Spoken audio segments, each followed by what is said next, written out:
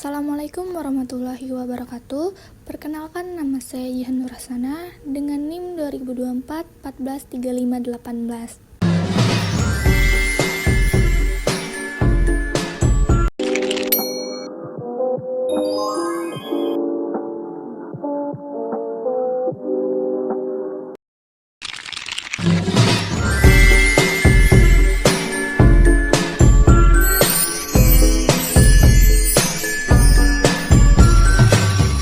Di sini saya akan membahas tentang energi alternatif.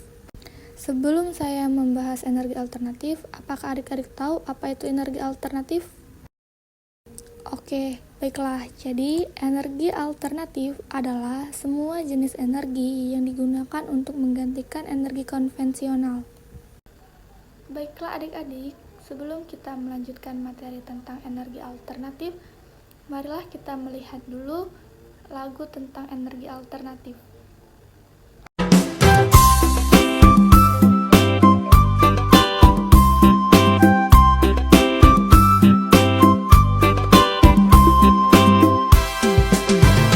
Mari kita belajar energi alternatif yang keberadaannya ada di dekat kita.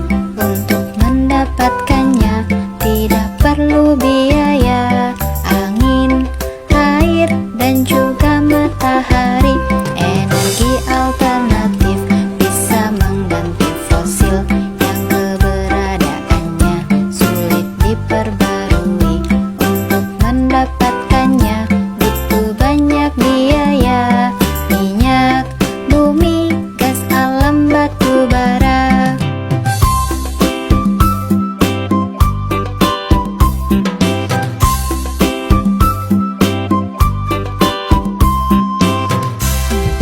Baiklah, di situ tadi kita udah menyaksikan lagu energi alternatif.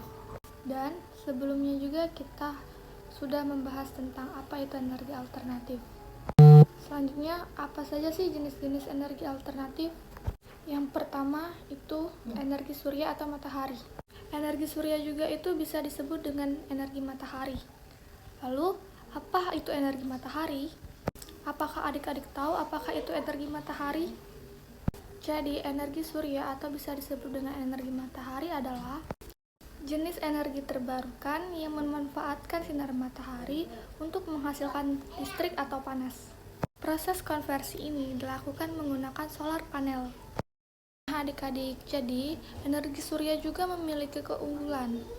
Keunggulan energi surya termasuk ketersediaannya yang melimpah dan potensi untuk dipasang di berbagai lokasi, dari atap rumah hingga ladang surya besar.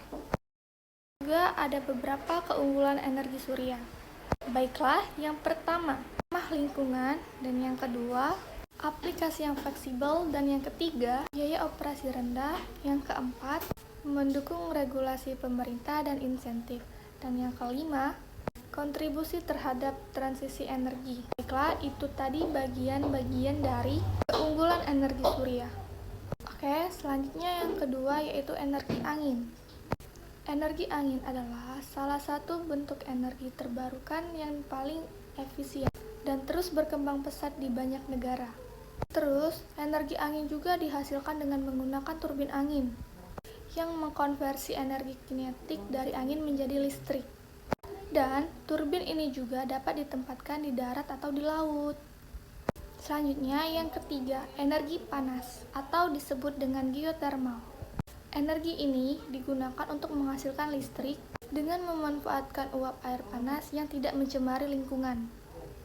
Panas bumi ini juga adik-adik dianggap salah satu sumber yang terbaik di dunia. Alasannya kenapa? Karena ketersediaannya yang stabil dan ramah lingkungan. Lanjut, yang keempat, energi air atau hydropower. Energi ini dihasilkan dari kekuatan air yang mengalir dari bendungan. Air sungai dibendung dan diarahkan melalui pipa menuju turbin untuk menghasilkan listrik di pembangkit listrik tenaga air. Hydropower adalah salah satu sumber energi terbarukan yang dapat diandalkan. Selanjutnya yang kelima itu gas alam. Apakah adik-adik tahu di mana sih gas alam ditemukan? Jadi, gas alam dapat ditemukan di bawah tanah dalam bentuk berbagai hidrokarbon. dengan tekanan tinggi. Gas alam ini juga dapat diolah menjadi LPG untuk keperluan masak sehari-hari dan juga digunakan untuk menghasilkan listrik di pembangkit listrik tenaga gas. Dan apa sih gas alam itu? Jadi, gas alam adalah sumber energi relatif dan efisien. Yang keenam itu adalah hidrogen. Hidrogen diperoleh dari air dan digunakan sebagai bahan bakar yang dapat dibakar seperti bensin. Penggunaan hidrogen sebagai bahan bakar diklaim lebih bersih dan efisien dibandingkan dengan bahan bakar minyak atau BBM konvensional. Lanjut, yang ketujuh itu biomasa. Apa sih biomasa itu? Apakah adik-adik tahu biomasa itu apa? Biomasa adalah solusi energi terbarukan yang memanfaatkan limbah organik, mengurangi polusi, dan menyediakan energi yang dapat diperbarui. Dari mana sih biomasa itu berasal? Jadi, biomasa itu berasal dari tumbuhan dan kotoran hewan yang diolah untuk menghasilkan gas yang dapat digunakan sebagai sumber energi. Lanjut, yang kedelapan itu biofuel. Apa sih itu biofuel? Baiklah, jadi biofuel adalah bahan bakar yang berasal dari bahan-bahan nabati, seperti minyak, kelapa sawit, tanaman jarak, jagung, dan lain sebagainya. Setelah diolah, minyak nabati ini dapat digunakan sebagai bahan bakar nabati atau BBM untuk menggantikan bahan bakar fosil dan mengurangi gas emisi rumah kaca. Lanjut, yang kesembilan itu gelombang air laut. Energi dari gelombang laut dapat dimanfaatkan untuk pembangkit listrik. Dan yang terakhir, yang ke-10 adalah biodiesel. Apa sih biodiesel itu? Biodiesel adalah alternatif bahan bakar yang ramah lingkungan dan dapat membantu mengurangi ketergantungan pada bahan bakar fosil. Nah, adik-adik, jadi itu tadi jenis-jenis dari energi alternatif. Selanjutnya, kita akan membahas tentang apa saja manfaat dari energi alternatif. Jadi, manfaat dari energi alternatif itu terdapat 3. Yang pertama itu berkelanjutan dan lingkungan. Baiklah, kita akan menjelaskannya ya. Jadi, energi alternatif menawarkan solusi yang lebih bersih dan berkelanjutan dibandingkan bahan bakar fosil. Sumber energi ini juga menghasilkan sedikit atau bahkan tidak ada emisi gas rumah kacanya, dan juga dapat membantu mengurangi dampak perubahan iklim. Selanjutnya, yang kedua, keamanan energi. Baiklah, di sini kita akan menjelaskannya ya. Dengan mengurangi ketergantungan pada impor bahan bakar fosil, energi alternatif dapat meningkatkan keamanan energi nasional. Dan juga negara-negara dapat memanfaatkan sumber daya lokal mereka, mengurangi ketergantungan pada dasar internasional yang tidak stabil. Dan yang terakhir, yang ketiga, itu ekonomi. Baiklah, kita akan menjelaskannya juga ya.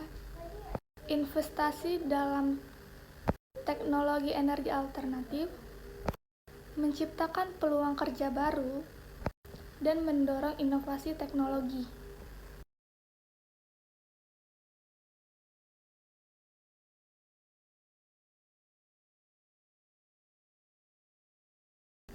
Baiklah adik-adik, materi hari ini cukup sampai di sini dulu ya. Dan untuk mengakhiri materi ini, marilah kita membaca doa bersama-sama ya. Berdoa dimulai. Bismillahirrahmanirrahim. Allahumma inni istaudi'uka ma'allamtanihi faradudhu illaya inda hajati wala tansanihi ya rabbal alamin. Dengan menyebut nama Allah yang Maha Pengasih lagi Maha Penyayang. Ya Allah, sesungguhnya kutitipkan kepadamu apa yang telah Engkau ajarkan kepadaku. kembalikanlah dia kepadaku di saat aku membutuhkannya. Janganlah Engkau buat aku lupa kepadanya, wahai Tuhan pemelihara alam. Bye-bye.